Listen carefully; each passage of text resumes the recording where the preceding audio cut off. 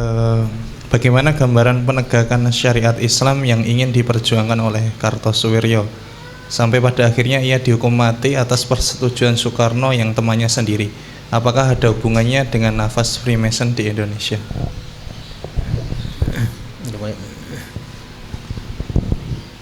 Ini pertanyaan dari Ahmad ya. Ya memang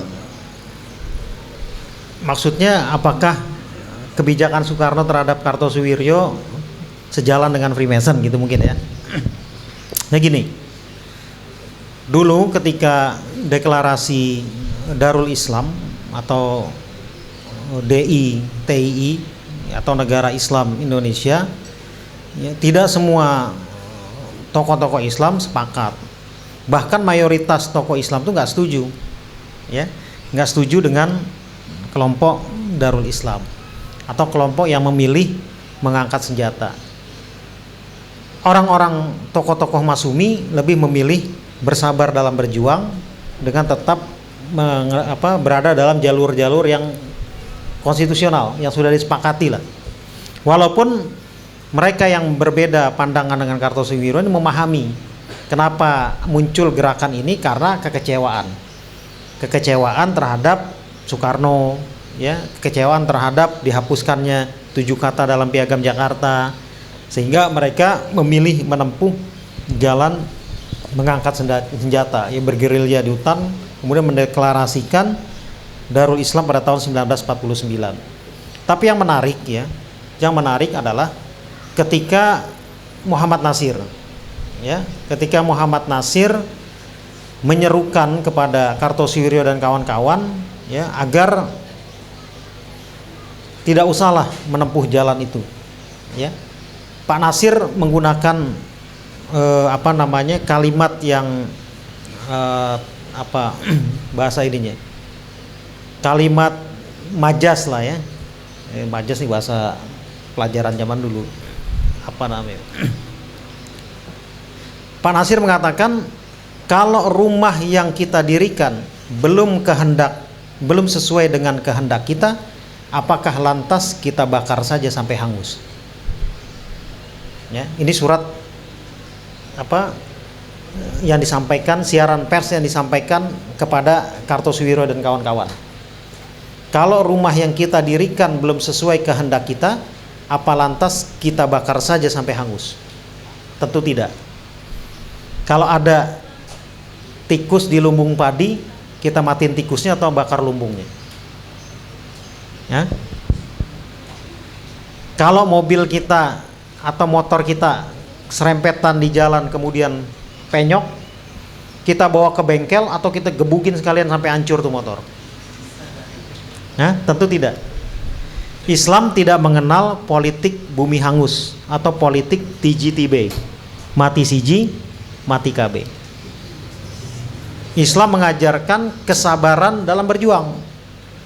Karena itu kata Pak Nasir, kalau cita-cita Indonesia yang kita cita-citakan ini belum sesuai kehendak kita, maka jalan yang kita tempuh adalah bersabar untuk terus melakukan perbaikan-perbaikan, melakukan dakwah, bukan menempuh gerakan bersenjata yang berakhir mudaratnya lebih besar, menimbulkan perpecahan, tumpah darah, bahkan sampai anak cucunya kan dilitsus istilahnya. Ada ekstrim kiri, ada ekstrim kanan. Ekstrim kanan kan kelompok Darul Islam, ekstrem kiri anak cucunya komunis sampai sekarang.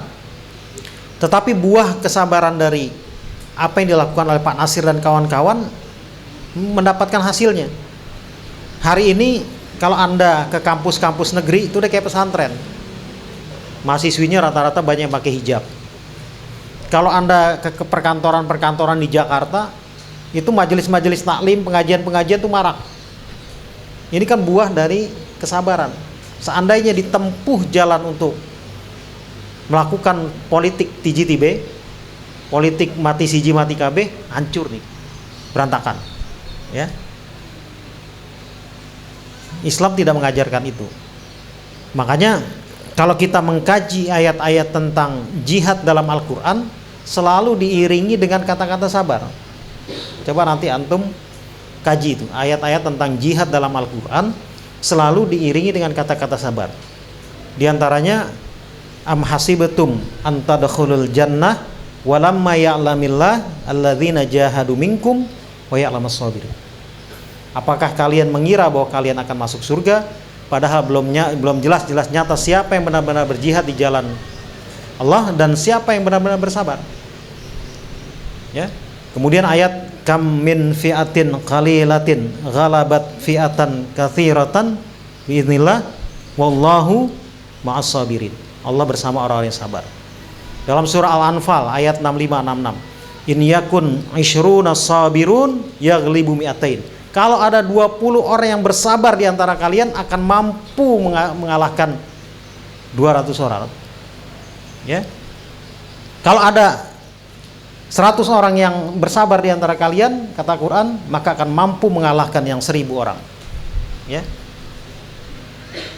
Ayat tentang ribat misalnya, berjaga-jaga di perbatasan. Isbiru wasabiru warabitu. Ya kan? Bersabarlah, perkuat kesabaran kalian dan lakukanlah ribat. Para panglima perang, para khalifah kaum muslimin ketika membriefing atau berpidato di pasukannya selalu mengatakan perkuat kesabaran kalian. Tidak boleh karena nggak sabar kemudian melakukan tindakan di luar batas. Nggak boleh. Tahun 1960 ketika Partai Masyumi dibubarkan, ya, dipaksa bubar lah oleh rezim Soekarno karena dianggap kontra revolusi, karena dianggap anti nasakom, ya, nasionalis agama komunis. Ketika itu orang sekelas Pak Nasir, orang sekelas Buya Hamka, orang sekelas Prawoto Mangkusasmito, orang sekelas Kasman Singodimedjo itu bisa saja sangat mudah untuk menyuarakan, ayo kita lawan, angkat senjata kalian, lawan habis-habisan. Bisa nggak?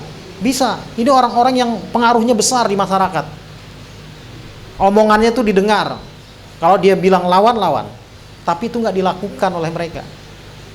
Ya. Ketika Partai Masyumi dibubarkan, mereka bersabar sambil terus berusaha untuk melakukan perbaikan-perbaikan. Nggak ada putus asa, nggak ada mutung, nggak ada mentang-mentang jagoannya kalah pilpres kemudian mutung nggak mau berkontribusi bagi bangsa, bagi negara. Ada lu atur aja deh, terserah lu urus. Nggak begitu. Ya, ketika Partai Masyumi dibubarkan, tokoh-tokohnya dipenjara, semua tokoh Partai Masyumi dipenjara tanpa proses hukum. Pak Nasir, Buya Hamka dipenjara, rata-rata dipenjara 2 tahun. Buya Hamka dipenjara 2 tahun 6 bulan. Pak Nasir dipenjara, ya, dimasukkan ke dalam satu ruangan, ruangannya itu gelap, sepanjang hari nggak ada lampu, sampai matanya itu rusak, sampai dia disuntik Pintamin karena matanya rusak. Buya Hamka dimasukkan ke dalam sel, dibiarkan begitu saja, nggak diajak ngomong, nggak apa. Coba orang yang biasa ngomong kayak saya ini di depan, biasa ketemu orang, Buya Hamka tuh rumahnya kayak dokter praktek, dari habis subuh sampai tengah hari bolong orang datang, ada yang diskusi agama, ada yang konsultasi, ada yang minta sumbangan, ada yang minta dikawinin, macam-macam.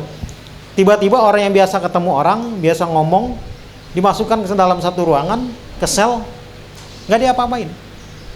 Yang ada apa? Pasti down mentalnya, pasti terbesit, putus asa. Ya, Anda misalnya nggak usah jauh-jauh lah, masuk ke dalam kamar, nggak usah lama-lama, 4 jam aja, 4 jam diam di dalam kamar, jangan tidur, ya. Tanpa HP, tanpa buku, tanpa TV, tanpa koran. Yang ada apa?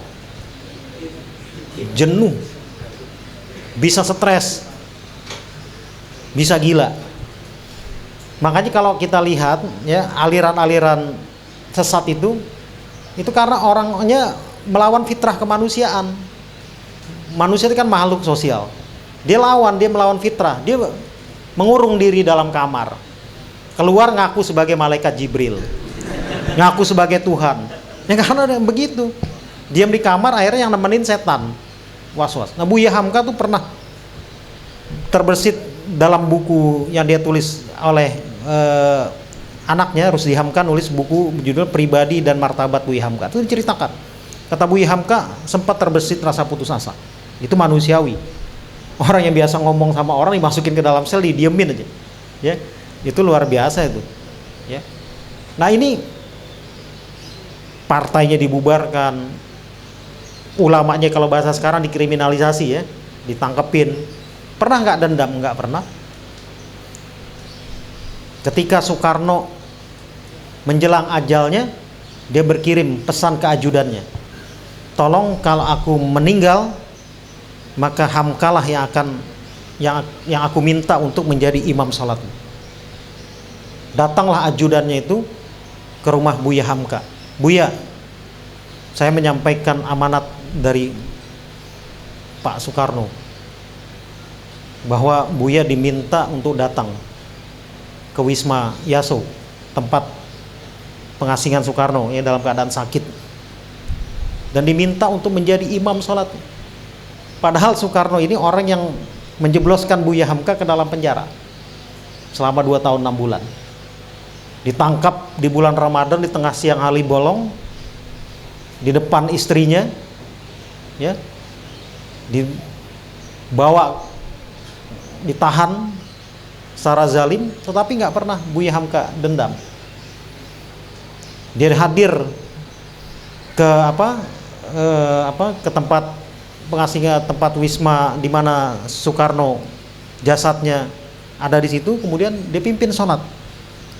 Begitupun Muhammad Yamin, orang teosofi yang menjadi rival Buya Hamka di Konstituante. Ya. Dia menyerang Buya Hamka, bahkan kata Buya Hamka terbersit di wajahnya itu kebencian terhadap saya. Kalau ngelihat saya bawaannya udah nggak suka aja. Tapi ketika menjelang meninggal, dia katakan tolong nanti saya pertemukan saya dengan Buya Hamka. Menjelang meninggal tuh tangannya digenggam sama Buya Hamka, dibacakan talqin. Bukan hanya itu, dia ingin jenazahnya diantar ke kampung halamannya karena khawatir orang-orang di kampung halaman itu di Sumatera Barat, di Minangkabau menolak dia. Karena pahamnya sekular. Diantar sama Buya Hamka. Kemudian ada kisah lagi tentang Pramudia Anantatur. Ya. Pramudia Anantatur, dia memfitnah Buya Hamka sebagai plagiat. Ya, plagiator. Karya Buya Hamka disebut plagiat. Suatu ketika datang 2 anak muda, pasangan, ya, muda-mudi ke Buya Hamka. Buya, saya ingin menikah. Ini calonnya. Tolong diajarkan keislaman. Diajarkan sama Buya Hamka. Ditanya sama Buya Hamka, Anda ini siapa? Saya anaknya Pramudia Anantatur. Menangis ketika itu Buya Hamka. Dan menangis anaknya Pramudia Anantatur ketika itu. Dia nggak menyangka orang yang dulu difitnah oleh ayahnya menerimanya begitu dengan baik. Sampai anaknya Buya Hamka, Rusdi Hamka itu mengatakan, Buya, apakah Buya lupa siapa Pramudia Anantatur? Kata Buya, saya tidak pernah lupa. Tetapi kita tidak boleh menaruh dendam.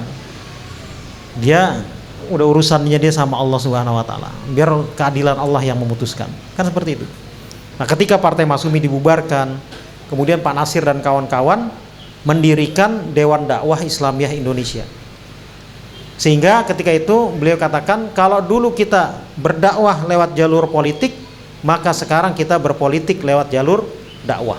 Dia kirim anak-anak muda belajar di Timur Tengah, dia kirim dai-dai ke pedalaman, dia bangun rumah sakit Islam, dia bangun pesantren-pesantren Islam, dia bangun kampus-kampus Islam, Unisba, USU di Sumatera Utara, kemudian Universitas Islam Antarbangsa tadinya mau di Indonesia, nggak disetujui sama pemerintah Orde Baru. Akhirnya dibangun di Malaysia. Indonesia ini satu-satunya negara dengan mayoritas Muslim yang nggak punya kampus Universitas Islam Internasional. Baru sekarang mau didirikan di Bogor. Itu pun namanya Universitas Islam Nusantara. Ya kan? Yang baru mau berdiri nih. Nggak ada karena ditolak.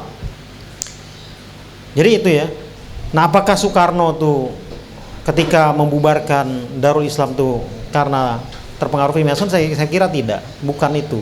Ya, persoalannya karena memang dianggap bertentangan dengan ideologi atau bertentangan dengan program Soekarno tentang demokrasi terpimpin, tentang Nasakom dan lain sebagainya. Soekarno ini ya, walaupun dia katakan dalam salah satu pernyataannya mengatakan saya nih orang yang tenggelam dalam buku-buku di perpustakaan teosofi, tapi dia bukan seorang teosofi. Dia bukan seorang Freemason. Bahkan Soekarno yang membubarkan Freemason pada tahun 1961.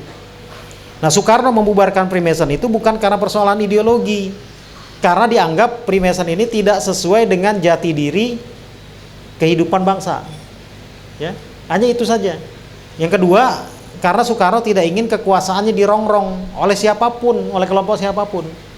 Bukan karena persoalan ideologi.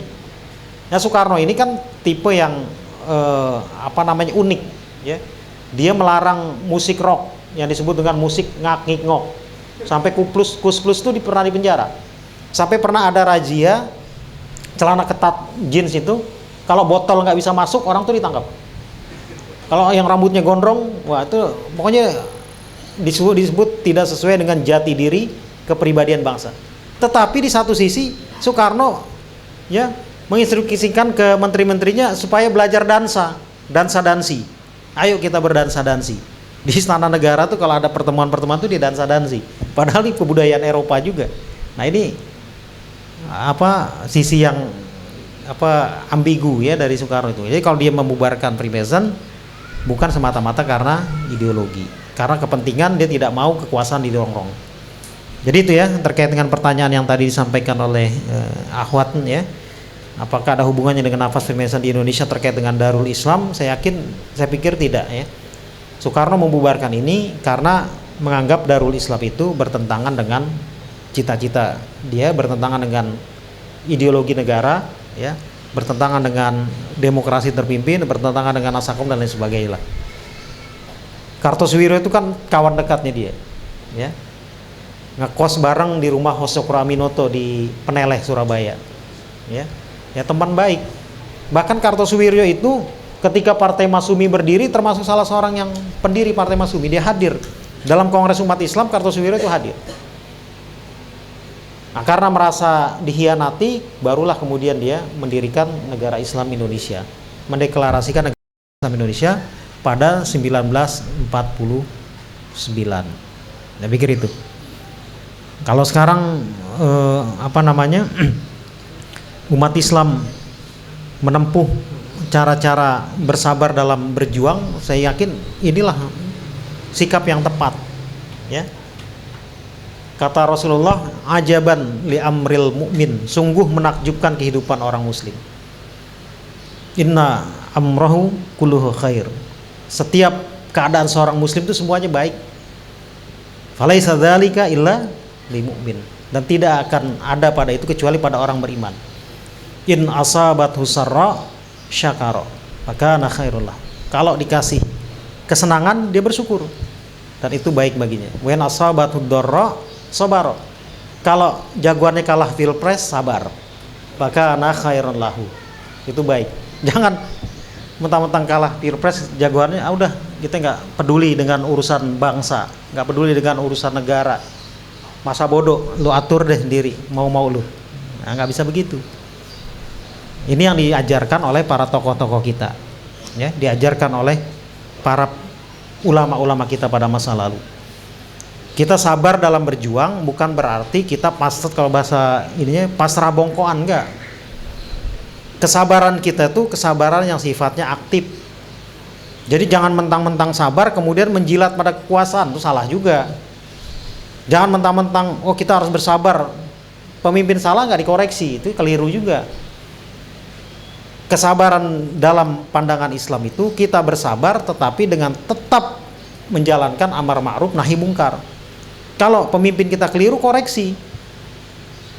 Pemimpin yang dikoreksi nggak perlu marah, ya, nggak perlu menganggap rakyat yang mengoreksi itu sebagai musuh, ya, jangan. Apalagi kemudian menangkap, memenjarakan. Pernyataan B.J. Habibie kan bagus tuh, ketika sehari setelah dilantik jadi presiden dia bebaskan tahanan-tahanan politik. Dia katakan penjara bukan tempat orang yang berbeda pendapat. Ya. Penjara itu tempat bagi pelaku kriminal, bukan tempat orang yang berbeda pendapat. B.J. Habibie. Ya. Jadi kalau pemimpin kemudian dikoreksi, dikritik, ya itu wajar, karena dia bekerja untuk kepentingan rakyat, digaji oleh rakyat. Ya, jangan kemudian rakyat dimata-matai, diinteli, ya, diteror, ya, ditakut-takuti, ya. Yang lebih bahaya lagi sebenarnya bukan teror fisik, teror dalam bentuk materi, didatengin kasih duit, gitu ya, akhirnya diam, ya. Mau demo didatengin nih, siapa nih ketuanya nih, datengin, akhirnya kasih duit, akhirnya nggak jadi demo, gitu ya. Ya banyak kayak gitu. Ya, saya pikir itu ya, terima kasih.